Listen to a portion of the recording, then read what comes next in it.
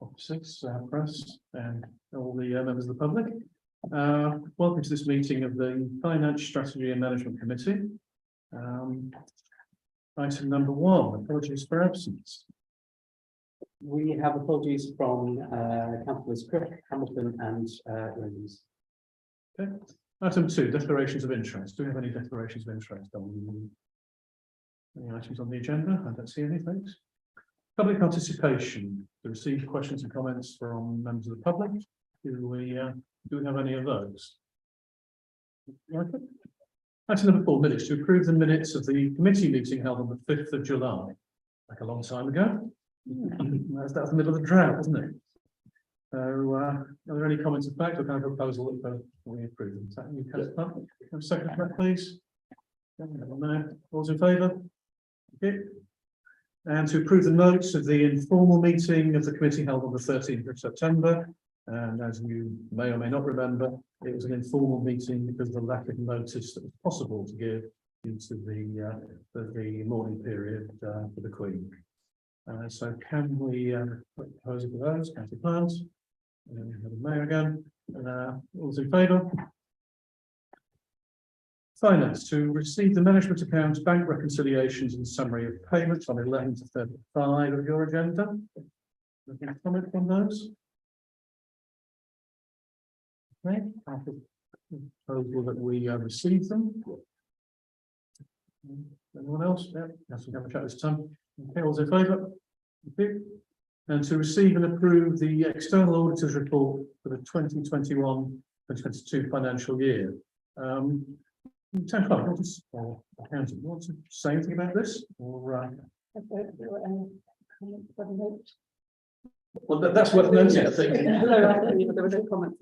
So, congratulations to the officers and the council as a whole for again keeping a clean sheet of things that we're not quite doing right. So that's nice to see. We have a proposal that we receive and approve those. So, Gavisha, second for that. Councillor Plant, all those in favour?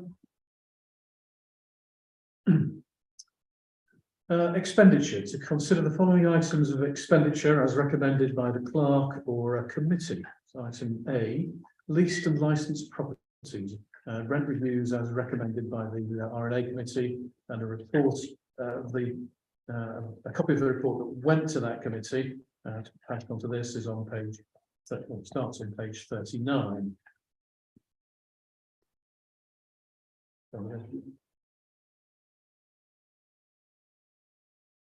Through that, there is a recommendation at the end, which is that this item comes to this committee. Any proposal for that, please? Councillor Gavisha. I'd like to propose the recommendations on page 46. Okay. All of them at the same time. Second for that, Councillor Plant. Those in favour? Oh, going well. Item B, Christmas lights, to approve the wiring of 5,500 from the Christmas festival budget to capital expenditure for the purchase of further Christmas lights. That's on page 49.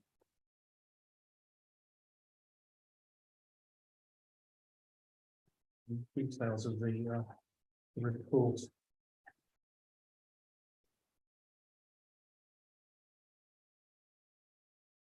That's again, Shane. I'd like to just propose the recommendation on page 50, please, which is that we resolve that the 5,500 expenditure for 60 stars on the station. And I think we'll really brighten up that particular area designed for capital expenditure. Yeah, but this proposal is that it's a good decision, and it's good. Who put the paper together? I think that was myself. Oh, well, it's not a bad report. It's a fair, no, it's a good one, Sharon. Thank you. Okay, so proposal to yes. accept that. Sure. Where would they be stored? It's so modest. Do they not just go in the attic with everything else, or do they get stored somewhere at cost? Usually they're stored free of charge or at minimal expense through the lighting contractor. Okay. But we can sort them in house. Look, no second. I have a quick question. Yeah, please do. How did you decide to go for Polaris? It's a good question. It was, it was either Polaris or Snowflake we felt. We thought the Pentel ones looks a bit plain, basically. And given the difference in cost between the Polaris and the Snowflake, we probably felt the Snowflake was the best overall, but the Polaris was a good middle ground. I believe that was discussed with Councillor Miller, as in chair of the event subcommittee, as well as Councillor Ryson. So, but it is very subjective. I'm not usually consulted on that. No, on we Christmas know lights, because but I would like to say that I'm very pleased to see that they're warm white rather than blue. As my mother used to say, if you haven't got anything positive to say, don't say anything. So I'm going to say something positive. Okay, so we have a proposal that we go ahead with the recommendation. All those in favour? Thank you. Right, item number 7, 2023-24 budget. 24 sounds a long way away, but it really isn't. So this is we're in the middle of the middle cycle of the budget. So what we're doing here is we will be reviewing its progress and proving it to be passed to full council, and then round the final cycle where we lead to the eventual approval of the budget on our January meeting of full council. So, Town Clerk, would you like to introduce this? Thank you very much. So the draft budget before you has been to the other various committees for their particular budgets, as well as coming here for the FSM budget and some of the budget as a whole. It's also been discussed with the various chairs and vice chairs of the other committees, as well as the members of senior management for their particular budgets as well. What we've tried to achieve, and what we've been searching to achieve over the past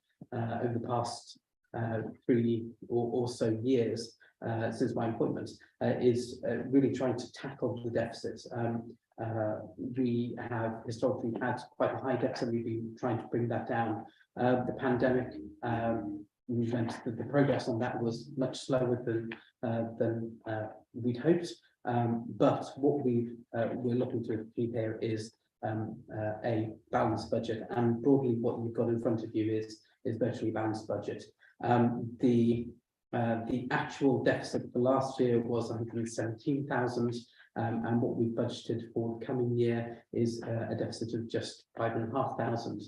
And with small tweaks, we could probably get that to 0. So we've worked hard on that, and it's been the work of officers and councillors to work across all areas to see where we can increase income with things such as the adventure golf, for example, and also look at areas where we can make savings, and making those savings through greater efficiencies and retendering rather than cutting back on services. So that's broadly what we've been able to achieve without cutting services, by improving the offer that we have in general. And that's the budget that we have in front of you.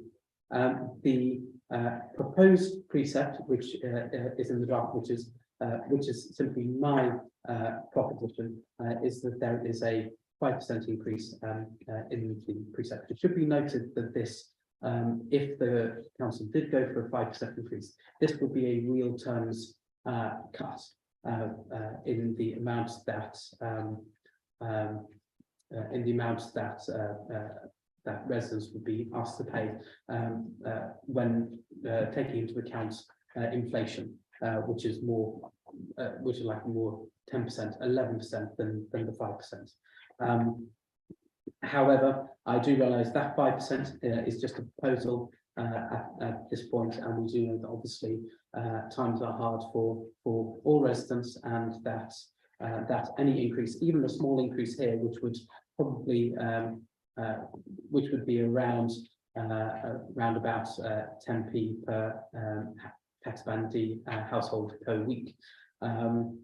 Even though it's a very, very small increase, of course, if we can minimise those increases during these particularly difficult times, then I'm sure that's something the council would want to do. So that's the broad reasoning behind the budget, and what we've tried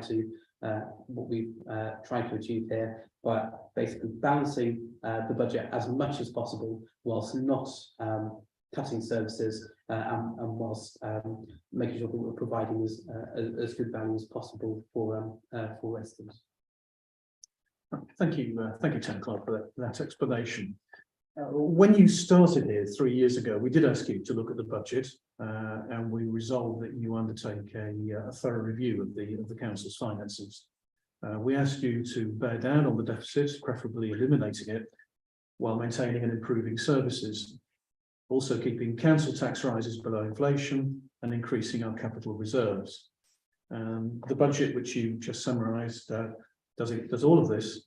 And that's a considerable achievement, and I'd like to thank you and your fellow officers for managing to do that. We've now restored the Town Council's finances to the healthy situation that they were in during my first term as FSLM Chair in 2011-2015, when we ran a small surplus over the 4 years of that council.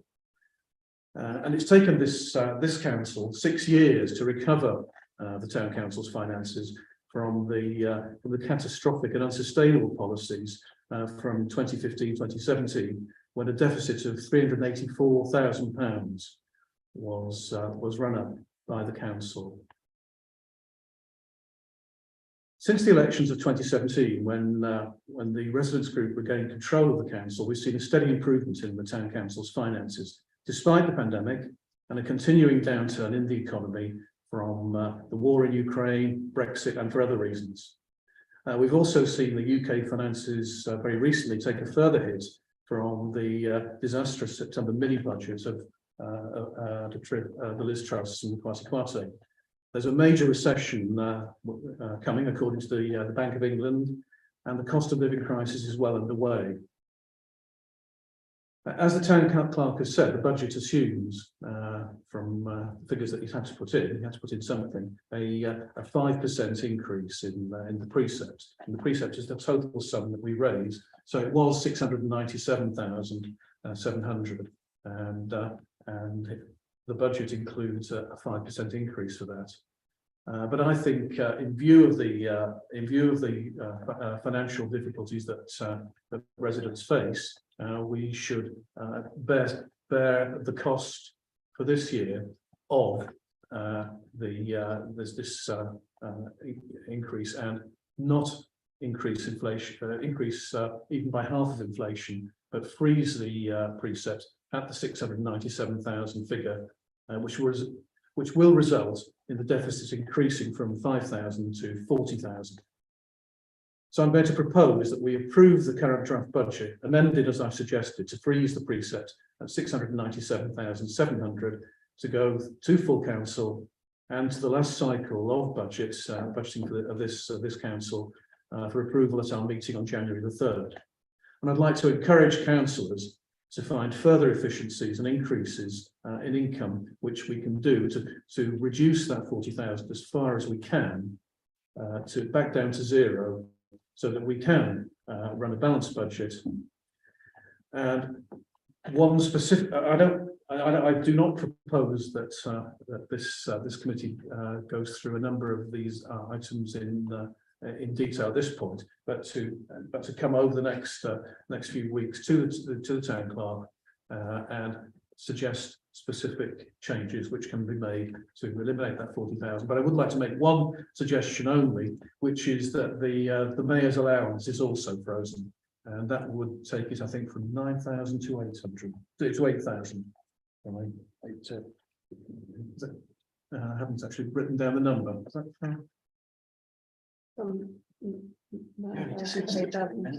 Sorry, 8,200. So from 9,000 back to 8,200, it was increased by inflation. But I think it's only fair that if we're freeze the council tax, we freeze the mayor's allowance.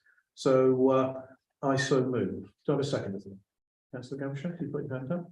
Yes, I'll second. I'll just speak very, very briefly. The other thing you didn't mention was the fact Henley Town Council has got the lowest council tax in South Oxfordshire. So we're starting from a very, very good place. I would like to thank Liz and I would like to thank Sheridan. You've done a fantastic job. To go from a deficit last year of 117,000 down to, on the papers, 5,000 is an incredible achievement. I know that the deficit ballooned because of COVID, and we have always had the mission to produce a balanced budget and reduce the deficit wherever possible too. So the proposal that Ian is saying is that it's 0% at the moment. He also said that in fact we've got 2 more bites of the cherry. And what I would urge councillors to actually look, and as Ian has said, make suggestions to Liz and Sheridan for further cuts or income streams or adjustments, so that in fact maybe we might be able to achieve a 0% and have a balanced budget. So we've got to try and find £40,000. Now it's absolutely right that we as custodians of the taxpayers' money actually have another look again. It may well be in a cycle's time that we have to increase the precinct. We might have to do that if we don't want a deficit that is so large. But it's quite right that we should have another look at the system. The other context we've got to bear in mind is the district council and the county council. Oh, the other thing to say is that if this 5% went through, it's the equivalent of £5.50 per year per household. So we're only talking about a very, very small amount. The district councils and the county councils, of course, are responsible for the largest increases. So a 4% increase on the county council bill would be a lot of money. So we have a duty to have another look at it. That's all I'm saying. So I'm happy to second that.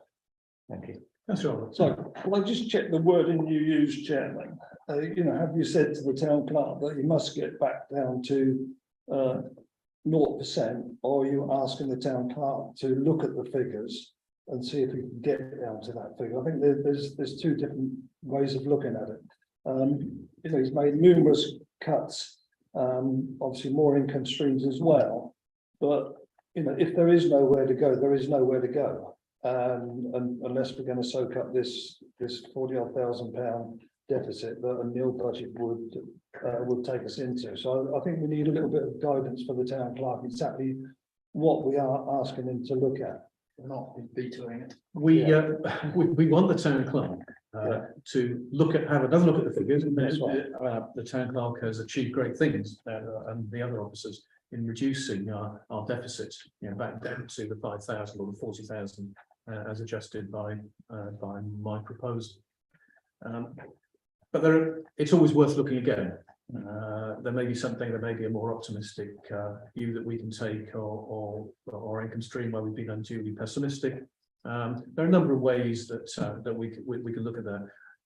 I don't want us to cut services particularly, because the cost of living difficulties that people are facing means that our services are all the more valuable, all the more useful to the community and residents as a whole. And so there are better ways perhaps of improving our income streams, which I want the town clerk to look at, and not just the town clerk, but all councillors to go through the figures, look at their committee spending, look at the spending and the budget itself, and suggest ways in which we can remove that 40,000 deficit that's being proposed, or reduce it as far as is possible.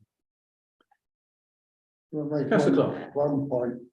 Have we got a new town manager being employed or not? Not sure that's really relevant to the budget. I mean, I can tell you that the panel met today and is engaged in the process of recruiting a town centre manager. Sorry. Right. in my view, that's a waste of £40,000 a year wages. Well, we have taken the decision to employ a town centre manager, and therefore, that isn't, you can suggest that, but well, we're not, I don't think the council is going to change that view. We've had two town managers within 3 months of each other, they resigned.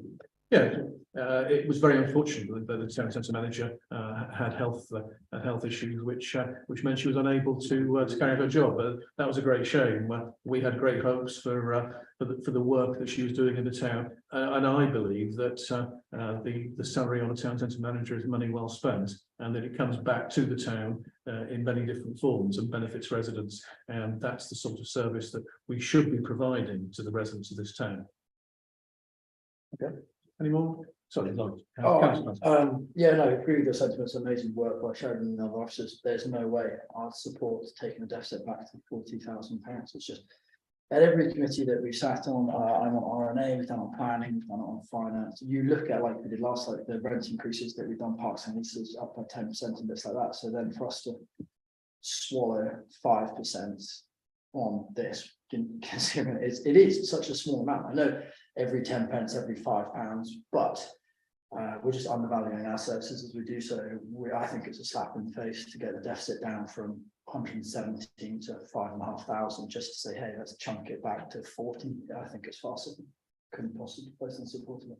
If you can find that 5%, if we sit down, like you say, and we go back through lines and find it in real terms rather than just swallowing the 5% ourselves, then 100%. But otherwise, no, couldn't possibly. Well, I take your point that the aim for some years now has been to eliminate the deficit and make sure that this council operates on a financially sustainable. It's fantastic that it's basis. basically done. And- But then yeah. to go straight back against it, straight ahead, just. Yeah. I mean, like, seriously. These are unusual times, though, we live in, very, Yeah. very unusual. I mean, I don't ask the question. I mean, your point is a perfectly reasonable one, and I counter it in two ways. Firstly, we have very significant reserves as council of £4.5 million, which means that for a short period, a deficit is sustainable. A short period, and those reserves are there for a rainy day, and economically, many people in this country are suffering from a rainy day, and I think it's a good time to use it. Secondly, we do want to help people, and we don't want to cut services, and that would be the alternative. As I say, the services are needed all the more at this point. The grants that we hand out, for example, 100,000 grants a year to help organisations, help individuals in the town. So all this. So I think we're in broad agreement. Well, we're definitely broad agreement. Drawing down on reserves is, as we all know, it's dangerous in long term. So any of us that run businesses, I wouldn't contemplate doing, because rainy day is one thing, but consistent deficit is, and I'm not disagreeing on the long term, but I just think it's short-sighted. Well, just to be clear, I would not propose that we run a deficit forever. I'm suggesting that having spent 6 years reducing it, we're going to take 1 more year to do that, and I would prefer to have been able to say we can run a balanced budget now, but we have to be very, which is disappointing. Any more comments before you go to the vote? I want to make one. I will just answer briefly as a pros of the motion. Your point that which is quite right, Councillor Gabishak, that the Hanley Town Council average bandy council tax is the lowest of any town in Oxfordshire. It's 110. I think it's 110 pounds per year per household. It's a tiny amount. It's £5.50 a week, and if you look at the services that you get from that, if you look at what this council provides in the way of facilities, the £100,000 grants that I talked about, this is excellent value for money that this council provides, and I'm very proud that this budget is nearly balanced, and we may yet get there. So I encourage everyone to vote in favour of this, even if there are some misgivings about it. not being perfect in the face of difficulties that we all face. Okay, so all those in favour of the proposal? Those against? Okay, I'm gonna vote against it. I get your point. So that motion's, that proposal's carried. Your point is a fair one, I suppose. Honourable position. Yes, I'm against it. Right. Put it on my agenda now. So, item 8, exclusion of public and press. So I'd like to propose that the public and press be excluded from the remainder of the meeting in accordance with the Public Bodies Admission to Meetings Act 1960. Publicity would be prejudicial to the public interest by reason of the confidential nature,